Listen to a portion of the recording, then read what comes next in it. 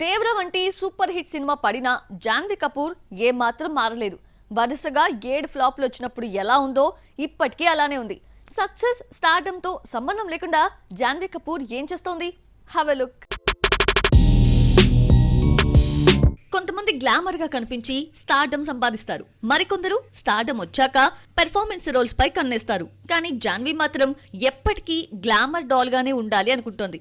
Recent గా జరిగిన ఓ fashion షోలో ఎంతో మంది మోడల్స్, సెలబ్రిటీస్ పాల్గొన్నా అందరి ఫోకస్ జాన్వీ కపూర్ పైనే.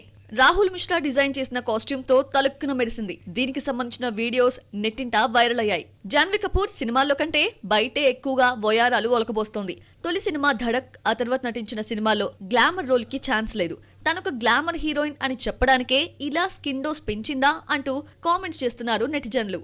జాన్వీ గ్లామర్ కు, డాన్స్ కు దేవిశ్రీ ప్రసాద్ ఫిదా అయిపోయాడు. పుష్ప 3లో ఐటమ్ గర్ల్ గా జాన్వీ పేరు ప్రస్తావించాడు. దీంతో పుష్ప 3లో కూడా ఐటమ్ సాంగ్ ఉంటుందని తేలిపోయింది. మంచి డాన్సర్ ను ఐటమ్ సాంగ్స్ కోసం తీసుకోవాలని జాన్వీ కపూర్ అయితే బాగుంటుందన్నాడు దేవిశ్రీ. ఐటమ్ సాంగ్స్ హిట్ కావాలంటే డాన్స్ కూడా ముఖ్యమేనని తెలిపాడు. క్రేజీ ప్రాజెక్ట్ దేవరా రిలీజ్ కాకుండానే మరో పాన్ ఇండియా మూవీ పెద్దిలో రామ్ చరణ్ తో నటించే ఛాన్స్ కొట్టేసింది జాన్వీ. మరో 2 హిందీ మూవీస్ చేతిలో ఉన్నాయి. దేవరా హిట్ తర్వాత 6 కోట్లు డిమాండ్ చేస్తోంది జాన్వీ.